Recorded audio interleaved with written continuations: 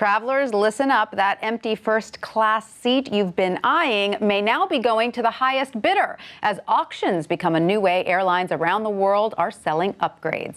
Here with the story is WSJ's middle seat columnist, Scott McCartney. Hi, Scott. Great to see you. Good to see you, Tanya. So, Scott, how widespread is this practice of auctioning off upgrades? Well, it's becoming much more widespread. There are now at least 33 airlines around the world that do this. Some of the major European airlines, some of the major Asian airlines, and it's starting to spread in the United States as well. And so how do these auctions work exactly? Do they happen at the gate? Well, some do. Most of them happen by email in advance, and the airline can set how far in advance. The airline can set when the auction ends and whether or not they're actually going to award a business class seat, for example, on a long-haul international flight.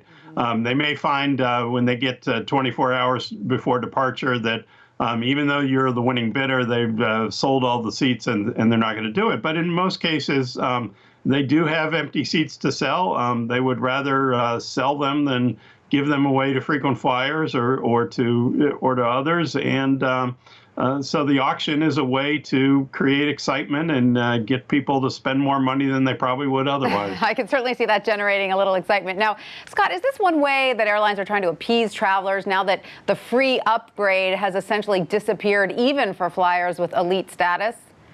Yeah, there's several things at work. On most airlines with long-haul international flights, you don't get those business class upgrades for free. They're going to cost even top-level frequent flyers in miles or dollars to get the upgrade. But domestic upgrades on most airlines are free, at least for the upper tiers of the frequent flyer ranks. The problem has been that by selling seats on discounted first-class fares, by offering upgrades for fixed price at the kiosk, airlines have done a lot more to sell seats. The lower levels of the frequent flyer tiers almost never get upgrades. And so if you're 39th on the upgrade list and there is one company that's now offering an app where an airline in Virgin America has started testing this. You could have an auction at the gate. You're looking at that upgrade list. You know you're not going to get an upgrade. You get to participate in an auction at the gate against people standing there, and there's a leaderboard who's winning, and that may be the only way you're going to get upgraded. Is that Plus Grade, the app you were talking about? No, that's Seat Boost. Plus Grade does the email setup that most airlines are using. Virgin America is the only one doing Seat Boost now. They're only doing it on flights to and from Vegas. That's a population that's prime for bidding and gambling. They're in the gambling mode for sure. Now, Scott, have you spoken to a lot of travelers who've used these auctions successfully?